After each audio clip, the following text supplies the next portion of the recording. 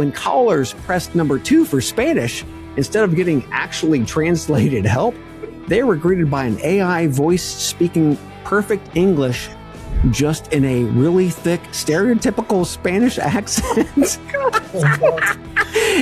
Easy peasy, lemon McSqueezy. Hide your kids. Lock the doors. You're listening to HR's most dangerous podcast. Chad Sowash and Joel Cheeseman are here to punch the recruiting industry right where it hurts.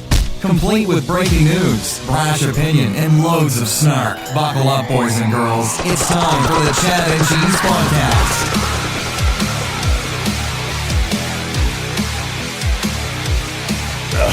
Oh, that's so good. Welcome to the Chad and Cheese, HR's most dangerous podcast. I'm Chad, happy in paradise, Sowash. And I'm Emmy, just Emmy, Verdugo. And I'm JT, Body Armor Peach Mango is my drink of summer choice, O'Donnell. Oh, we're going to talk about that. Yeah, and on this week's show, Stepstone gives Detmers Das Boot, JobGet ripples a match. The market has already voted. Apparently, we know about that. And AI accents. Yes, no, that's it. AI accents. You're going to love this show, kids. Let's do this. Done. I think we'll cover speed and hiring. Did somebody say speed? Then buckle up, boys. You're about to learn how to hire fast. Who is that? Vetty Betty. From Vetty, the hiring acceleration platform. Come on, man. Keep up. What's up, Betty? Hey, Chad. Vetty makes high compliance hiring easy. Background checks, licensing verifications, and health screenings, all in one place. Real-time updates, no red tape, and no delays. Hiring managers can move fast, stay smooth, and close the deal. So they just sit back and watch. Hell, I could watch this all day. That's right. Relax, enjoy the view, and don't lose the hire. It's that simple. With Vetty, it's all taken care of before they can even catch their breath. Best lesson ever. Class dismissed, boys. Vetty. Hiring as it should be. Visit vetty.co to learn more. Give me that money! Ooh, it's Joel-free June. Woo! Believe that? Wild. Yeah. Wild. Yeah, I mean, huh? I'm only joking. I miss you, Joel.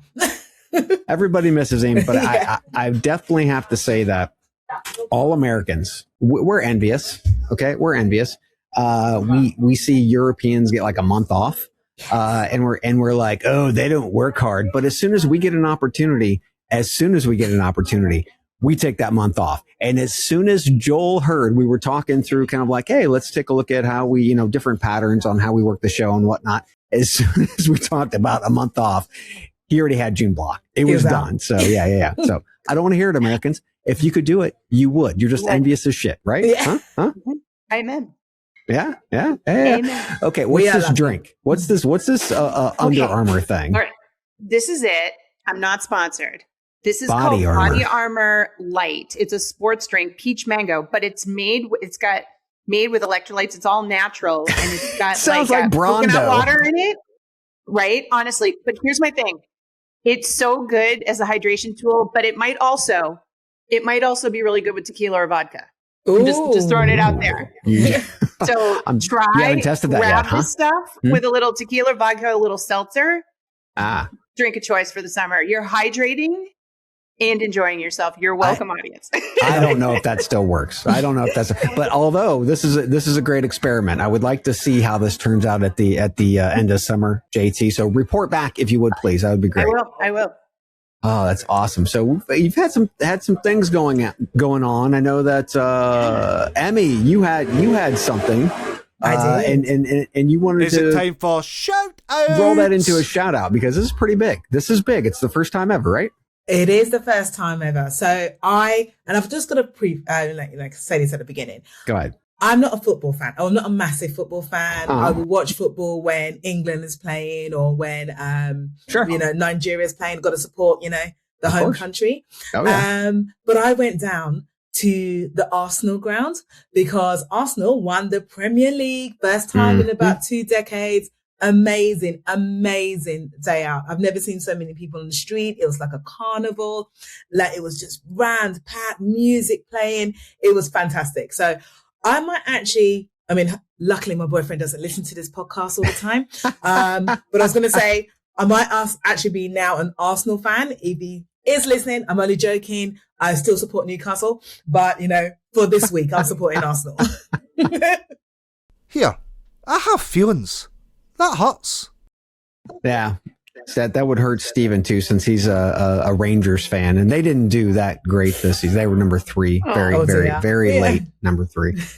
Yeah, and then I actually had a chance, and again, this is not trying to stick anything in there. This is great. Arsenal's amazing, but watched PSG. Oh God! Against Arsenal, and the reason why, I mean, we hold that team so closely here in Portugal is because 4 of the starters are Portuguese, and they're on the Portuguese national team. And it was funny because we had a bunch of Arsenal supporters that were here, and they're like, why are you cheering for Paris Saint-Germain? I said, because they have 4 Portuguese players. I support Portugal. Yeah. And Arsenal does not have any. So you guys just shut up over there. That was a painful. That's the worst way to win. Penalties. Oh, it is. Like, oh well, no, the worst way to win is to miss that last penalty as bad. Oh my God. As he missed that last penalty. Yeah. It's like, or everything's on your head now. Yeah, you're the reason hurt. why they didn't win. That hurt. Yeah, so all the love to the Arsenal fans that are out there. Then all the love for the not Arsenal fans that are out there that you can look at point at Champions League and say, ha, you didn't get that one. Yeah. But what about you, JT? I feel like I'm going to be such a downer. So you know that our industry is all about like coining terms. You know what I mean? Quiet quitting, the Great Recession, all these different terms. The latest one coming out is doom jobbing.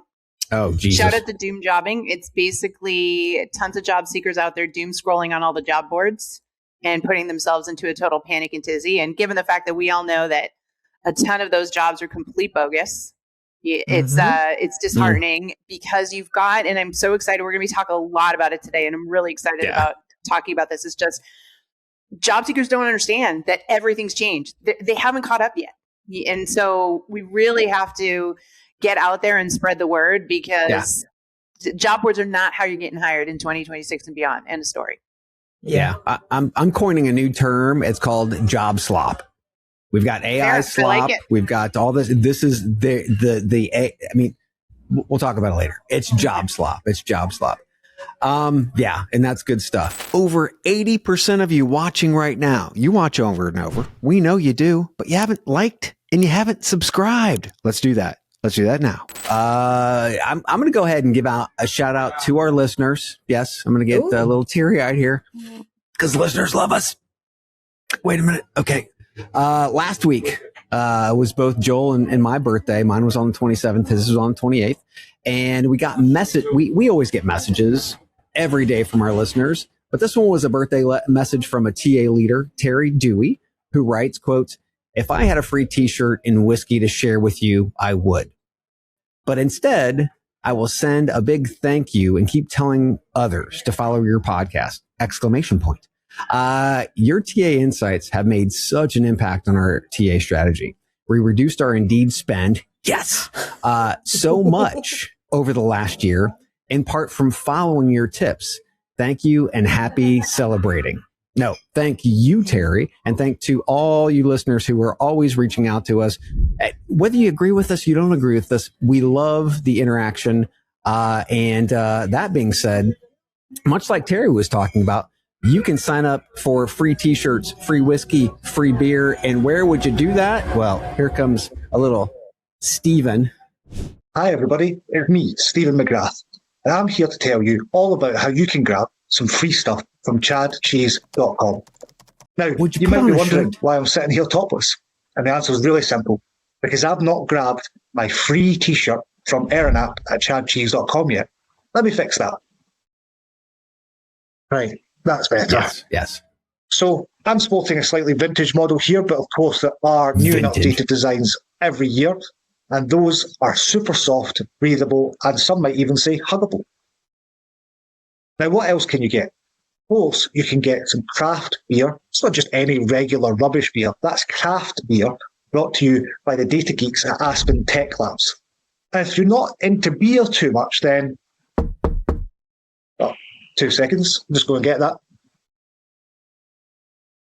Then you can always go for chicken cock, baby. Yeah. That's right. Not one, but 2 bottles of chicken cock from the lovely people at Proven Base. Now, you're not going to get any of this stuff unless you go to chadcheese.com/free and get yours today. That's right. Go to chadcheese.com/free. Beautiful t-shirts. And again, these are soft. They're cuddly t-shirts. Yes, they have Chad and Cheese faces on them. They're not the most beautiful things that way, but they feel great. They feel great. Emmy's even got one on right now. I have got one, and it is soft. Yeah, I know it is. Okay. Oof! Events! Where are we going, boys? Where are we going?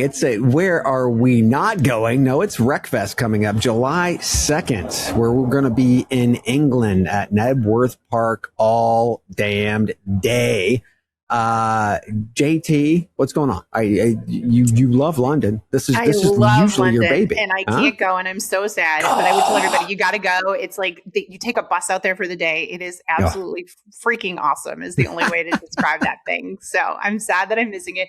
But I will tell you, events wise, today is a big day. Yes. My new podcast launches live today on LinkedIn at 2 p.m. Eastern every Wednesday. It's called Pro Voice, and we're really excited about it. It's taken months to plan and kick off. So I hope everybody tunes in and listens up. We'll never be as good as this one. I mean, let's face it, Chad and Cheese is the OG, but we're going to do our best to try to be valuable to the job seekers out there and the career professionals out there who, as we'll talk about today, like the way to brand yourself, the way to get hired, the way to keep your career in check is completely changed. And this podcast is going to be about helping people survive that and thrive. Beautiful. So where are you going to be at Wreckfest, Emmy? Huh? I am going to be on the Innovate stage. Yes. I cannot wait. And I think I said it before, Wreckfest is actually one of my favorite events of the year. Oh, yeah. That's a just blast. because of the people who are there, but the actual vibe as well. I always end up meeting people that, you know, I've known in the industry, not just from the UK, but even from my time in Dubai. And, you know, either they've flown over or they've now relocated back to the UK. So I am super, super excited to get on that Innovate stage this year. Well, I'm super excited for you. You're going to be emceeing the Innovate stage. Joel and I are going to be popping over there every now and again. Joel and we're going to be on the Disrupt stage. So yeah, we're going to have a blast. And yes, kids, if you've never been to Wreckfest, it's probably the only event I know where companies bring their entire teams for a day of learning and then partying. That's the way that the day ends is a little party, a little love for the entire industry. It's wonderful. It's not once in a lifetime. It's every year, guys. It's every year. It's not to mention we're doing Nashville this year too. Anyway, I'm going too far because it's time for Topics! Yes. All right. So it's like it's been 2 weeks in a row where we've asked the question, what is happening? Yeah, what the hell is happening? We've got 3 topics we're going to talk about in the industry. And the first one, last week, we talked about Stepstone and their CEO, Sebastian, why am I still CEO Detmers?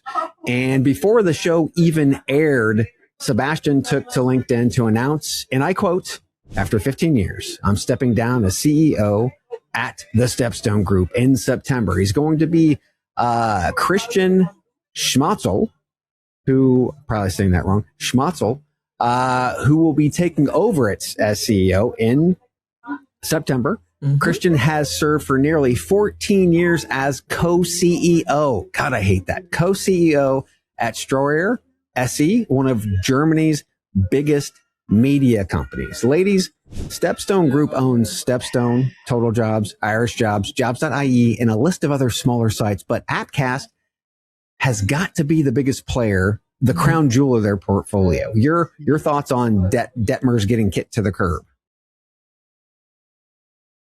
Who wants to go first? I suppose I'm a little bit confused, right? Yeah. Because Stepstone have been struggling for years. All their brands are struggling. So even though they're doing all these things like, yes, I'm investing in AI and make it, like every company, I don't understand. I get why they're kicking him out because there's time to make a change. Yeah. I don't understand why they're bringing in somebody who doesn't come from the industry. I don't understand what value he's going to bring. This, was it Christian Schmalz? Schmalzel? Schmalzel. Yeah. Schmalzel. Hopefully that's correct. Yeah, but I don't understand it. He comes from the media industry. They're a struggling brand. They need someone, and they need an industry, kind of veteran titan, someone who's going to accelerate the company forward. Yep. I can just see them, kind of continuing to dwindle. So yes, good idea. Him stepping down, this new person, good luck. Yeah. Simple answer is they're bringing in an ad guy. I mean, just bringing in an ad guy. Let that Look sink at your in. face when you say that. They're bringing an ad guy. Can we do 2027 predictions that company is not a job board company? Let's just be clear. They're smart enough to realize they've got traffic and assets there, and job boards are dead. So you got to make a pivot. Here comes the ad guy. He's got plans and ideas to, clickbait people. I'm sure it's going to get massively interesting, but he's an ad guy. I'm calling it. That escalated quickly. Yeah. So where do I start here? Jesus. So I have 3 reasons why, to be quite frank, KKR sucks. But first and foremost, Detmers wasn't the guy for the job. He has not been the guy for the job for a very long time. Yeah. But I think this shows that KKR isn't the right owner either. And here are the 3 reasons why I think KKR are not the right reasons. Number 1, Stepstone made a brilliant move and bought Appcast, but then they squandered an opportunity to transform the company by pushing Appcast out front as the product and the tech leader. They have squandered what they bought and the momentum, right? Number 2, why in the hell are you bringing in an ad guy? Exactly. It makes no sense whatsoever, right? How many times have we seen CEOs come in from other industries, fall flat on their face because they don't understand this industry, right? What they want to do, maybe turn this into a media company. Good fucking luck, kids. Good luck. And then last but not least, okay, he's a media guy, but why another German guy? I can't understand. What's wrong with the Germans? Yeah. I can't understand why a company that wants to be global. I mean, they bought Appcast. I mean, that was the biggest player in programmatic in the US. They want to be global. Why they're so insular, why they are looking inward so much. So KKR is a bad owner for Stepstone, and Detmers was obviously not the fit for their next move. But this next move is hard to understand as well, right? I mean, you guys, are you with me on those points? Yeah, I think this is KKR. Yeah. All right. That was to the next point. What is happening? Okay. JobGet buys RippleMatch. This is from the press release. Quote, the acquisition combines JobGet's 100 million plus candidate network with RippleMatch's early career marketplace matching technology, employer relationships, and campus recruiting capabilities. Together, the combined platform expands JobGet's reach across hourly, frontline, hear that all the time, frontline, and early career hiring while helping employers identify qualified talent more efficiently, end quote. Remember, JobGet also acquired Seasoned, Snagajob, Workin, and Here's Job. So, JT, thoughts on that acquisition? Yeah. So the massive acquisition mode, I can't tell which of those without looking under the hood were acqui-hires, right? Which of those were, just grabbing the tech to make it look like they're building a stack. Or just with the entry-level job market being being as bad as it is in the US, and quite frankly is going to stay bad because of the changes in AI.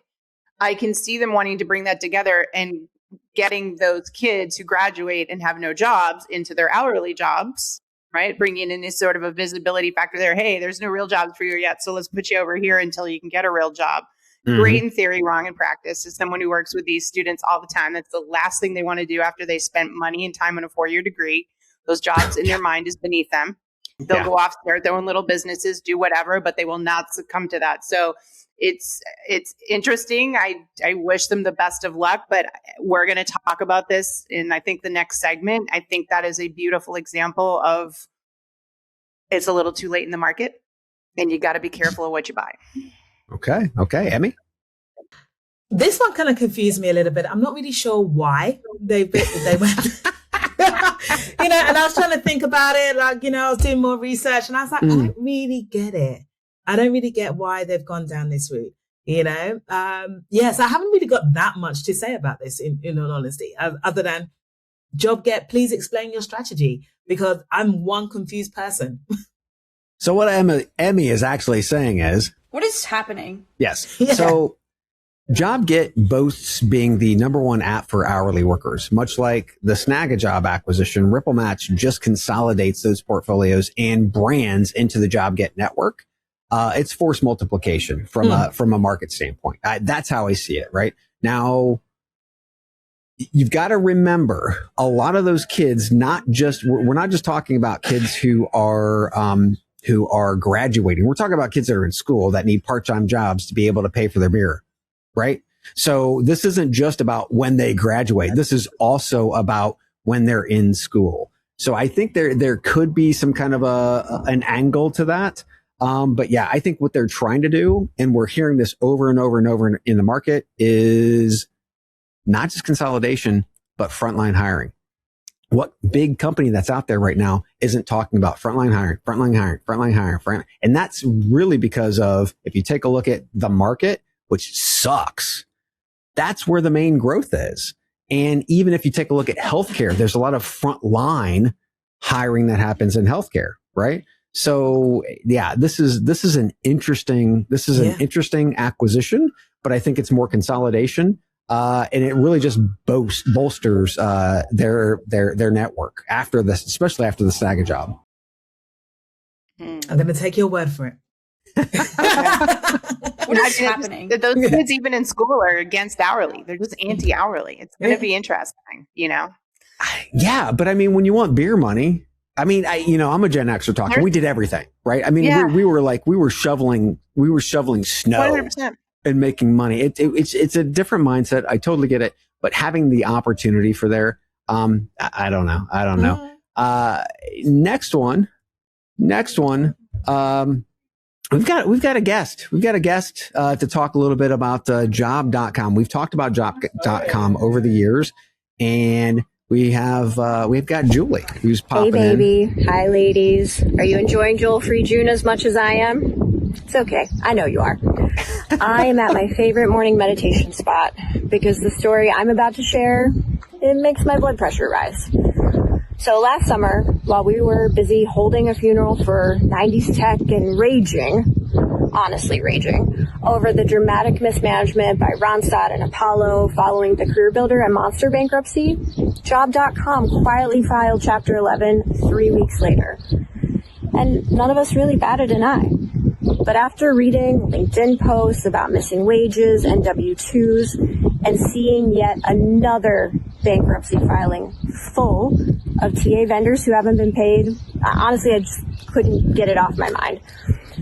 So I dug in to unravel the reality behind the Job.com bankruptcy, the end of co-founders Aaron Stewart and Paul Sloyan's tenure, and the impact it had and is still having on our community.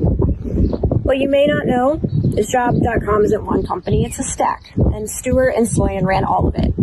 And when it went bankrupt, neither of those men who founded the company were the ones to sign the petition. And you're going to love this. Why? Because a group of their lenders had already seized the equity, canned Stewart and Sloyan, and installed a turnaround CEO 60 days earlier. And when their new CEO described what he found under the hood, in his sworn statements, he describes what we saw publicly from employees and in the public filings. Payroll taxes that weren't being paid in states like Texas and Tennessee. Even the Federal Department of Labor is on the creditor list. And get this, an entire healthcare staffing crew that had to quit because they weren't being paid. So where are we now? The company sold for $35 million, much less than it owed. And so just like Monster and CB, who get screwed? The employees and the taxpayers.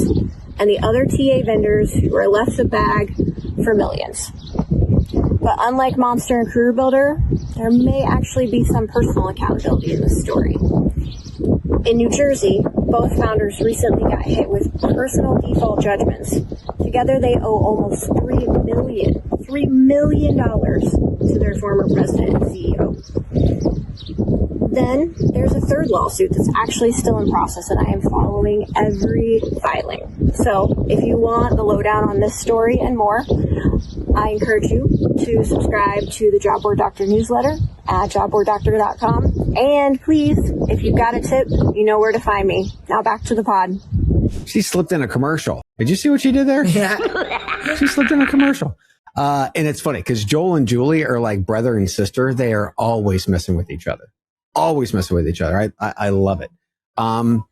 So I'm going to go and take this first because we've talked about job.com so much. Over the past years, the model never made sense to me. Mm-hmm. They're actually on stage in Austin and they pitched. And the reason why they didn't win, Aaron Stewart is one of the most charismatic Elixir sales people I have ever seen in my fucking life. He is amazing, right? But they would buy staffing companies, then inject their tech and monetization model into the business. But the twist was, and why, that the actual monetization percentage was lower. It made no sense unless you bought like a big company like Ronstadt, because you couldn't scale that, right? Yeah. You couldn't get your investors to say, hey, look, we've got margins over here that are at 10% or 15%, and we're going to go ahead, we're going to buy them, and we're going to take them margins down to 2%. None of that made any fucking sense. Well, because that never made any sense, maybe it was never meant to make sense. Maybe it was a magic trick. Watch your money go into my pocket and poof, it's gone, right? So due to this, I guess you could call this a ruse. Aaron and Paul are both separately on the hook for millions, but is that really enough? What about all their employees who were shafted and not paid? They're not getting paid. What about the insurance money that was withheld from employee checks and pocketed instead of paid to the insurance company? Their own health insurance. Yes. Also taxes. What about the taxes that were collected and it was never paid to the government? What about those? All of it. And there's more, guys. There's more. I just can't get into it because it's just so much for this segment. But there's a word for it. I think it's called fraud, right? I think you might be right. And yeah, I think it's called fraud. How these two are not in orange jumpsuits, I do not know. But I have to say, come on, people. As they say on the London Tube, see it, say it, sorted. We cannot allow this shit to go without calling Aaron Stewart and Paul Sloyan's shit out to the world. Everybody has to know there's no way in hell they should ever get into an executive position like this again. And knowing, I didn't really know Aaron as a friend, but I did meet him through, pitching and those types of things in this industry. Again, incredibly charismatic, but apparently behind that, there was a lot of comments, no comments. It's entirely up to you guys. What you don't know, maybe you don't know, is the end of that story. You were like, who would ever give this guy money again? Like, who would ever let him get charged again? They did. He set up another company, didn't he? And got mega funding. And so you talk about the snake oil type salesman or the person that just got charisma out the wazoo, it's incredible. Presence matters, right? And again, for the podcast today, we're talking about presence, professional presence, but this thing is true. Whether you like it or not, this is what wins. I mean, look at politics. And so I'm glad that this podcast is shining the light on it. Hopefully enough people hear it and pay attention and look for other companies with similar themes. But it's probably not the last time we're going to hear about this stuff. It's just appalling. Yeah. Well, and if you're looking for more of a forensic accounting of what went on, seriously, Julie is the forensic person. When she digs into she literally gets legal briefs I shit you not. She gets legal briefs delivered to her all the time where she's going through. It's pretty amazing. But that being said, let's go ahead. Let's take a break. Let's breathe. Let's enjoy our Guinness, and we'll be right back.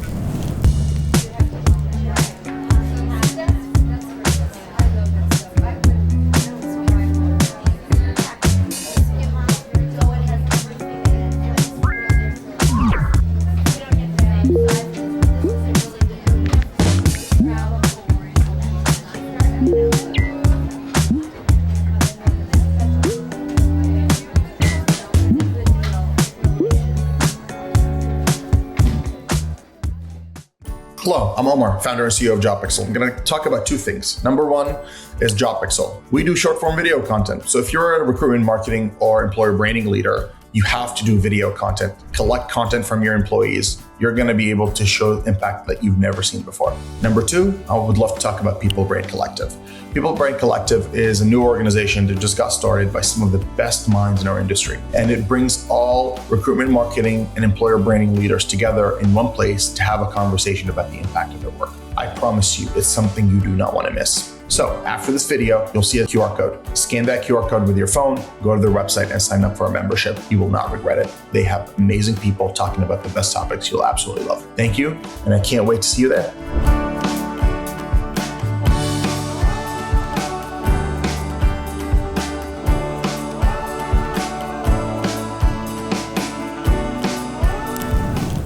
All right.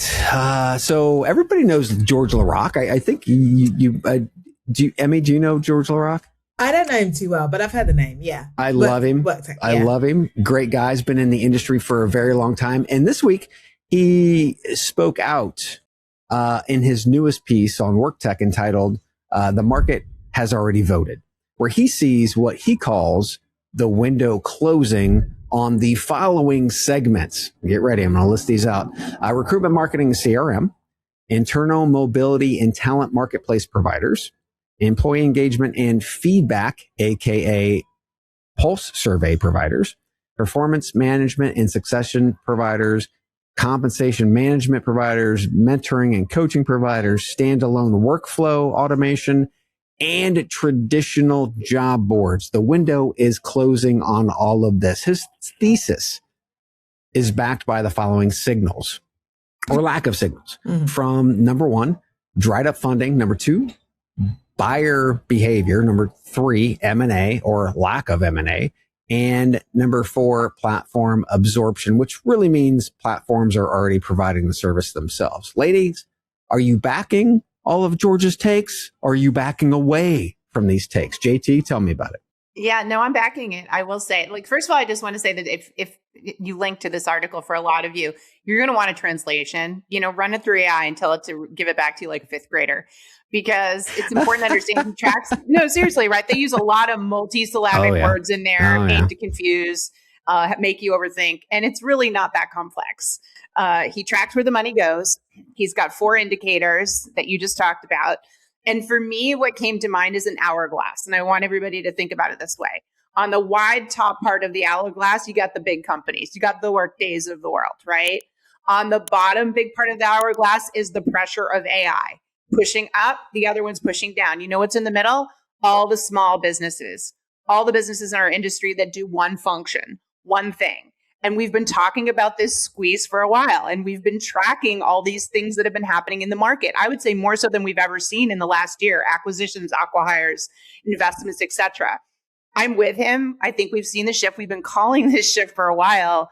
The key now is to spread the word. Every CHRO out there, every TA executive out there, you need to be asking yourself, should we be buying that? Right. You really need to be paying close attention to what's going on, because it's changing so quickly. And, I think we're going to talk about Workday and Google Cloud, and this big new announcement further supports exactly what he's saying, that this is happening. And for better, for worse, all the big companies win. Joel has a pet peeve about that. He's talked about it multiple times on the show. And, it's frustrating to watch, but things are changing. You've got to be really careful where you spend your dollars right now, because you could go spend money and go through a vendor process and buy something that literally is going to be a free add-on in something else you already have. this is the kind of chaos that's going on that he's talking about, which is what changes all these spending patterns. So I'm with them. I know you're not 100%, but I am. Is it going to be disruptive? Yeah. Emmy, what do you think? I'm going to say that I agree with him as well. You know, I was trying to be my, put on my, Europeans. Yes, we're polite, we're agreeable, and I try, like I said, I try to put on my Chad hat and go there must be something I disagree with. But to be honest, not really. And I tell you where I'm coming from, much to what JT said. If I step back and think about my day job, a lot of what we do is looking at technology, looking at our existing tech stack and scouring the marketplace to see what else is out there. But whilst we're doing that, we're also trying to take into account the user experience, whether it's the recruiters or the hiring managers or interviewers. And one of the things that they don't want is multiple tech stacks. They don't want to go start in an ATS and then go into another platform and then go into another platform and then another platform. And I've worked at organizations where they've just spent money on loads of stuff, but the users are complaining because they have too many tools. They just want one tool that can do the majority, or a few tools that can do the majority of things. So this is where I agree about the buyer behavior has shifted. Standalone solutions they're having to adapt because people want something different. They don't want that, like I said, the multiple platforms to log into. So yeah, I do agree. I think that when a new tool or a new feature, because they're essentially features now, when a new feature comes out, in time, a platform is going to purchase it. It's going to, it's just going to become a feature list in a bigger platform. That's the strategy. Yeah. And it's a good strategy for those smaller companies. Let's bring out a new feature. We're going to get acquired. Fantastic. But that means people who purchase the tools or people who evaluate new tools like myself have to think about, do I buy that tool now, that standalone feature now? How much do I, if I do go down that route, because I've got a problem now, how much do I actually invest? Because I don't want to invest so much into a tool that's actually going to disappear and be part of the existing tech stack, which I have in 2 years' time. So yeah, I'm agreeable. But let's see what you can say. You're going to argue with us now. No, it's hard to disagree with George. He's so sweet and he's kind, but I'm gonna. There we go. He's been drinking. He just set it up so nicely. I was like, my God, he's agreeable today. It's like, what happened? I definitely want to say thanks to George. I mean, whether you agree or disagree with George, his article gets us talking about what the actual fuck is happening in the space. Differing opinion is always good. And we're going to get to this, but we've seen this movie before, kids. This is not new. Okay. So instead of hitting the long list of signals that he was talking about before, or the different platforms, I'm going to just talk about the signals from a standpoint. So why has funding dried up?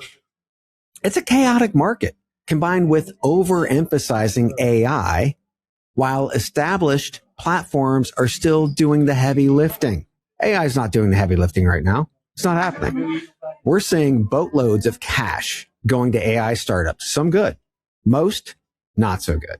And even CEOs are saying they aren't seeing ROI. No shit. We're still in the R&D phase of AI and agents for most companies. And in R&D phase, what happens? You spend tons of money without return. That's what R&D means. Rockets blow up. Duh. Next signal. Why are companies not buying these platforms? Have you seen the job numbers? Have you read or watched the news? What drives this space? Jobs and or actual employment, which is down. Yes, some of the platforms need to evolve their monetization models. That's where my focus would have been. Evolving monetization models. But that doesn't mean that they're on their way out. And last but not least, I'd like to address the platform absorption aspect of this. And before we get into that, I'd like to say, yes, JT, George should break this down more kindergarten style as opposed to PhD in the shit out of this so everybody can understand it. But let's go ahead and do this for Joel. This is for you, Joel. Time for a history lesson. You are goddamn straight. So let's talk about career site landing pages for a minute. The exciting career site landing pages. Back in the mid-aughts, search engine optimization became very important for company career sites. applicant tracking system platforms were not designed to be indexed by Google. So they weren't indexed by Google. Which means hiring company career sites and their corresponding jobs were not being found on Google results page. That's when Indeed started ranking better than branded searches, like let's say Marriott Jobs, than the actual ginormous company Marriott. That's right, kids. You could search on Google for Marriott Jobs and Indeed would have the first few results, and Marriott didn't even show up at first. Problem means opportunity. So guys like Joel Cheeseman, that's right, Joel Cheeseman, and his company, HR SEO, started working with hiring companies to help these newly formed pages get better rankings and recognized by Google. Then Doug Berg, a genius in our space, by the way, launched Jobs to Web in 2007, which was an actual platform that generated a search optimized footprint for companies. That point solution actually created an entire space for career site platforms that exploded with vendors. And the leader in the space, Jobs to Web, was acquired by SuccessFactors in 2011 for $110 million. From that point on, applicant tracking systems either acquired, acqui-hired, or built their own career site solutions. And for all intents and purposes, the career site platform space seemingly died. But always remember, bigger vendors buy smaller vendors, and then they don't provide the proper care, affection, and or budgets that is necessary to keep those systems running. So guess what? They suck. And, oh, by the way, Shazami, Happy Dance, and all these new startup solutions are back in that space. It's same as it ever was, right? So what am I saying? This is a cycle. And to say these platforms or avenues to attract and manage talent are going extinct is to forget history. And I think George is incredibly smart, obviously from his PhD level article, but his signals are way off because the market is way off. Yeah, I'm gonna tell you on that one a little bit there. I mean, that was a great history lesson, but here's the thing. Thank you. None of these companies are looking at this from the perspective of the job seeker. Y'all talk about user experience for the recruiter or the talent. They never have. Well, I mean, nobody really looks at the job seeker.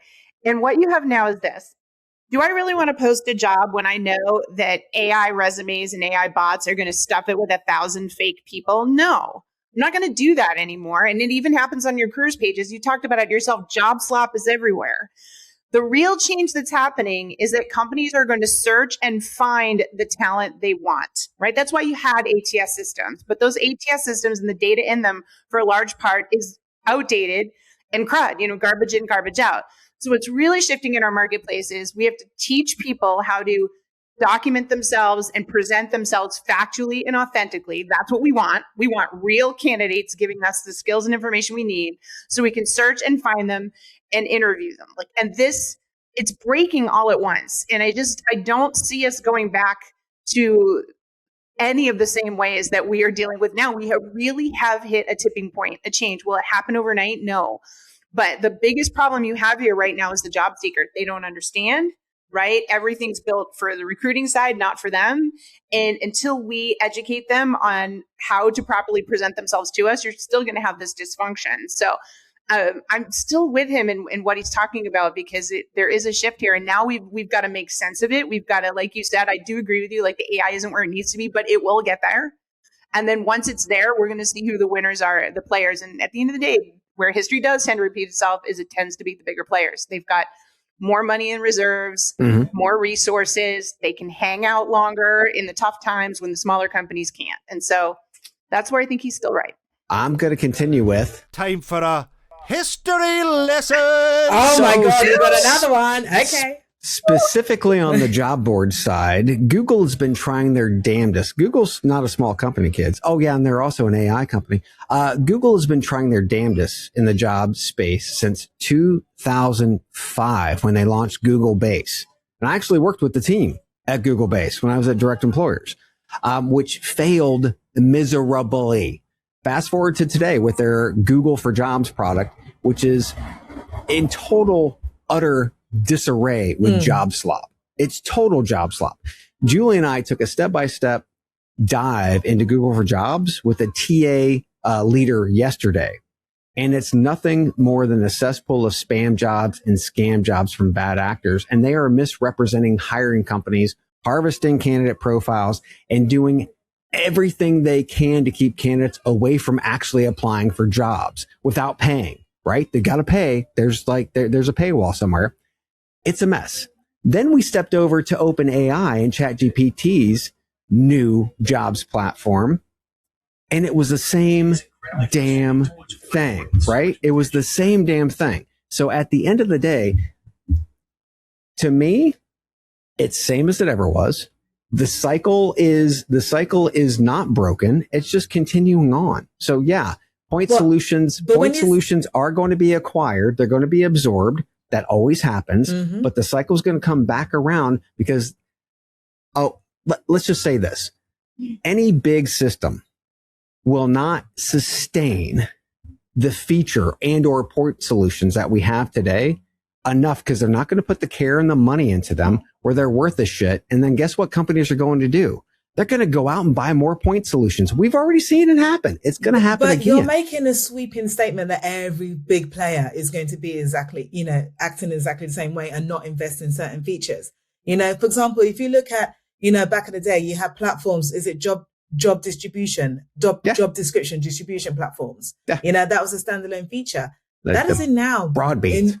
So that's in the majority of ATSs. If you don't have that in your ATS, you'd be very surprised. That's just a standard feature. Well, they just link to Broadbean. They link to these programmatic players. They see the difference between that. And thanks for bringing that out. It's not the same because what they do is they're actually pointing into an Appcast, into a Veritone, into a Broadbean, Veritone, into some of these different players. So they're already using point solutions as it is. They just made it easier. No, okay. So you're naming a few, but I've used ATSs that have developed that feature themselves. And you can push stuff into to Indeed or what have you. But they're still there.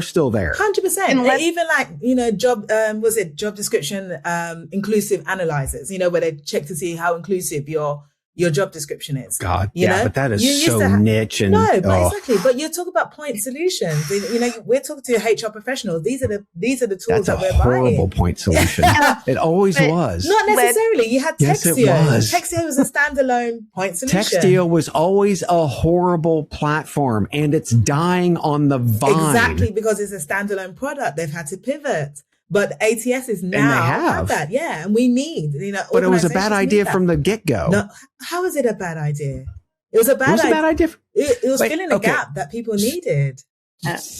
For lazy people, It really was. But for people who don't realize that certain words, put off certain groups, it takes the thinking out of them. So this is going to be a different podcast entirely. I agree. I agree that you disagree. I agree that you disagree. I don't know. I just think that recruiting is changing fundamentally as we know it, right? Quiet hiring is skyrocketing. LinkedIn has the data to prove the amount of hiring that's happening on their platform right now with jobs that are never publicly posted. And we can go down a rabbit hole about is that fair or is that not fair? But at the end of the day, that is what's happening. And LinkedIn is scrubbing its own data by forcibly changing its algorithm to make job seekers and professionals update themselves on LinkedIn right now. They're doing one heck of a job with that AI algorithm. They're public about it. They were all over the media last week, Entrepreneur Magazine, about their crackdown on AI slop. They're cleaning up their LLM. They're cleaning up their database. You got to get off your LinkedIn soapbox, for God's sakes. I know, and they're winning. I don't know what to tell you. So, and again, not sponsored by them, but LinkedIn soapbox. You can get as mad as you want, LinkedIn hater. You can get as mad as you want. I'm not a hater. It's just that I don't think they're the end all be all to everything that we do. The end all be all. Anyway, we're moving on. We're moving on. State of the Nation segment. You got killing me here. Jesus. He wants Joel back now. Look at him. No, I do not. This is more fun. So this Next segment. State of the nation. This is state of the nation stuff, kids. This is from, and I say nation, it's not just the US. I mean, it's also the UK and many other nations. But in the US, this is mainly for you, Emmy, because you're going to enjoy this. Oh. We are a tipping culture because most servers and bartenders earn a sub minimum wage. That's under $3 an hour, Emmy. That relies heavily on tips. Well, guess what? Europeans are not a tipping culture, and in anticipation of millions of international World Cup visitors, some restaurants plan to automatically include tips, which sucks because it comes after football fans have already paid exorbitant prices for flights, lodging, and travel, right? Yeah. So in contrast, I want to be able to share something because you're all going to, I didn't tell you about this one. You're going to enjoy this. Next. Hi, can you imagine actually announcing that you were going to lay off 1,400 people in a specific town and then the very next day driving into said town with your mega yacht that's worth $300 million? If you can't, you are normal. And if you can, you are Mark Zuckerberg. That's right. God. Thanks, Mo. Thanks, Mo. Hey, Mo. That's right.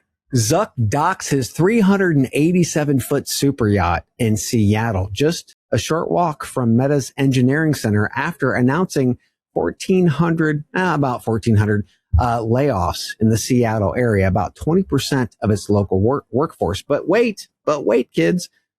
This from Yahoo Finance. Jamie Dimon says the American dream was slipping out of reach and he wanted to be part of the solution. So his bank put $40 million on the table. Emmy, tips, yachts, and Jamie Dimon on a white horse. Is this real or am I suffering from a weed-induced gummy dream? I'm not sure yet.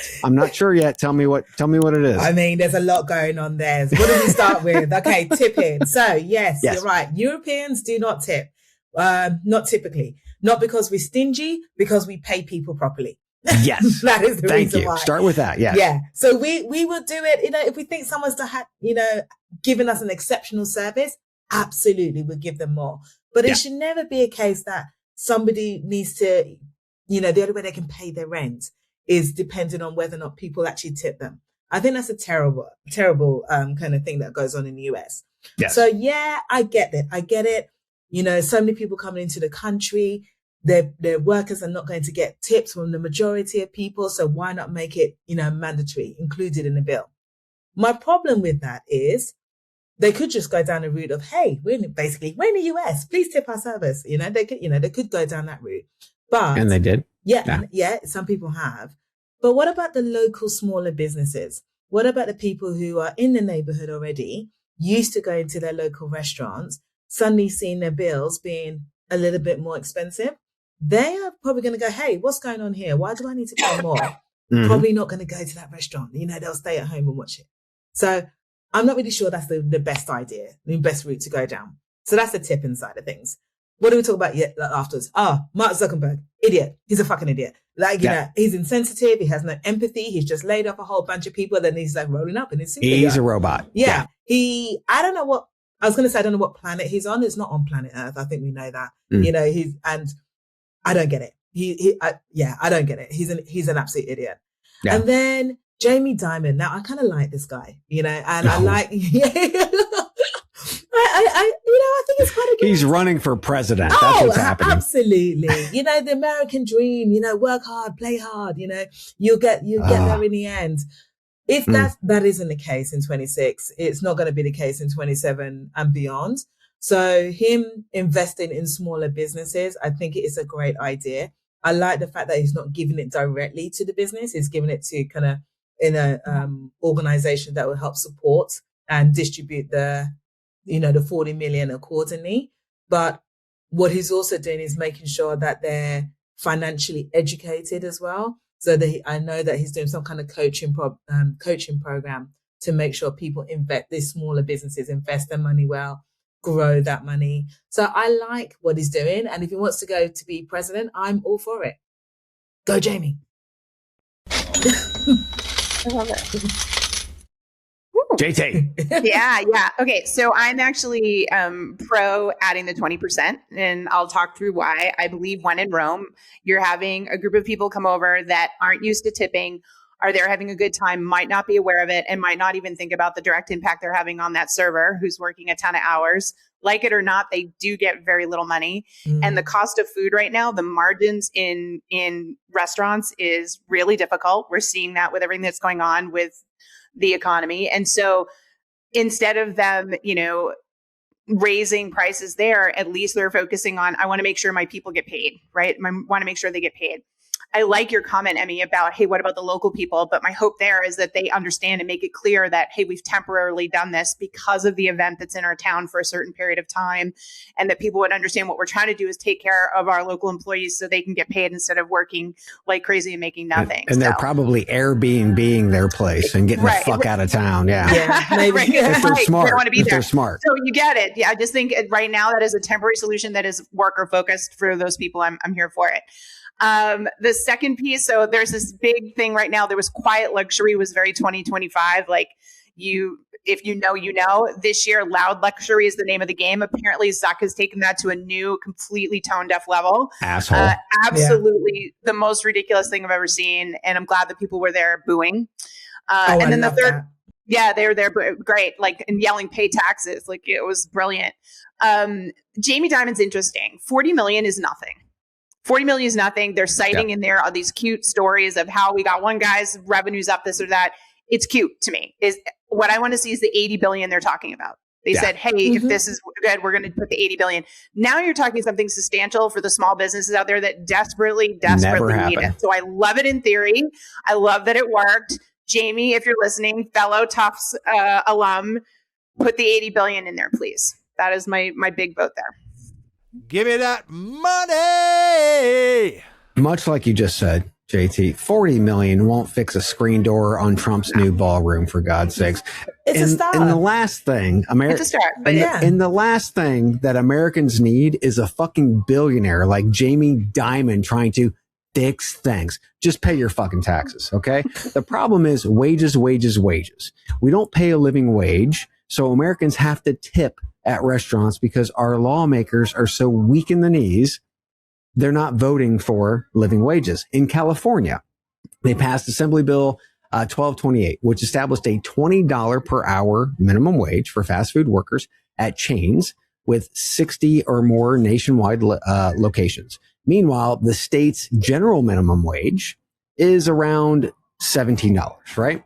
For those saying, oh, well, that's going to impact my prices and what I pay. It's total bullshit. UC Berkeley did a study that showed the rise from $20 and $17 respectively, especially for fast food prices, rose 1.5 to 3.7%, which is about 6 to 15 cents on a $4 menu item. Okay. Ultimately, the policy successfully injected hundreds of millions of dollars directly into the pockets of lower income workers.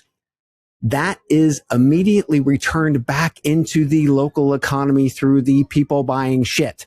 That's capitalism at scale, motherfuckers. That's exactly what we should be doing. So what Jamie Dimon is doing is a diversion. The motherfucker's running for president. Fuck that dude. What we need to do is we need to focus on what he should be doing is he should be talking to lawmakers. If he wanted to make lawmakers. No, he's not. He's greasing their palms is what he's doing. That's the problem.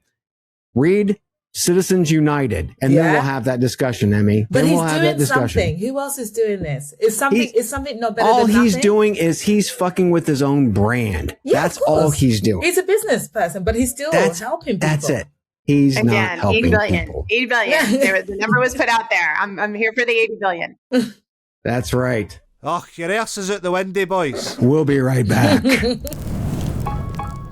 At Shaker Recruitment Marketing, our comprehensive services include branding, talent attraction, MarTech, and analytics, empowering you to achieve your recruitment marketing goals. We believe in doing things the right way, delivering the right message through the right activation, achieving the right conversion.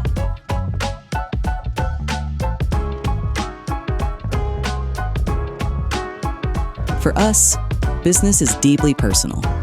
Our legacy is built on relationships.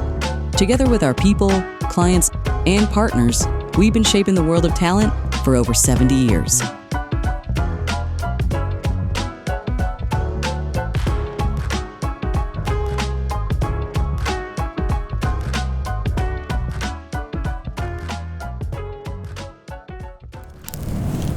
Okay, the Washington State Department of Licensing. This is going to be so exciting. This is the my Washington favorite. State Department of Licensing. This is JT's favorite story, like, of all year. Ever, all time. Recently updated its hotline with a fancy new AI system, but when callers pressed number 2 for Spanish, instead of getting actually translated help, they were greeted by an AI voice speaking perfect English, just in a really thick, stereotypical Spanish accent. It's nice to know that even in the digital age, state governments still find brand new, highly advanced ways to waste taxpayers' monies. Any thoughts? Please let me go first, please. Yeah, go for it. Read the whole article. Shall we play a game? They come back and say we fixed it. and all it did was be like, I can't even do the accent right. Like, if you want this, press dos. Like, numbers only. And it's funny, but it's not funny. It's so bad. It's so not bad. funny. Yeah. And I want to make sure that listeners understand that immigrants and even undocumented immigrants, and this is in 2024 because 2025, we're still waiting for those numbers. They paid almost 100 billion, 96 billion, almost $100 billion in taxes. They deserve to know what button to push for what, for God's sakes. Sorry, Amy, go ahead. Who stopped that thing? Like, who installed it and didn't think to, like, try I them don't all? know. Like, I don't know. No, to be honest, I agree. I think it's absolutely hilarious. I'm trying to think, like, if I went to work and implemented a new tech tool and didn't actually test it before rolling it out, Oh, yes. I probably would not be in a job. You know, Yeah. what do you mean that, I just paid all this money and then I believe what the vendor said, it Yes. works. And then you find out later, months later, that it doesn't work. No, that's unacceptable, So Yeah. they're stupid from that point of view. Totally agree with you from the accessibility point of view. Yeah. Some people need to be able to, they're not fluent in English yet. So whilst they're getting to grips with the English language, you're offering them, a service where he's actually speaking in their language. Apparently, only to find I'm speaking in a Spanish accent. Nah, idiots. They're absolute idiots. And I really want to know who was responsible, who exactly in that company, and what happened up to them. Yeah. I got nothing to add other than, yes, that was a joke, but oh yeah, Joel's gone, but there's still, and World Cup's coming, right? Yeah. World Cup's coming. So I've got some World Cup jokes. Are you ready? Okay, let's go. Let's go. So what did the referee say to the player who lied about a handball?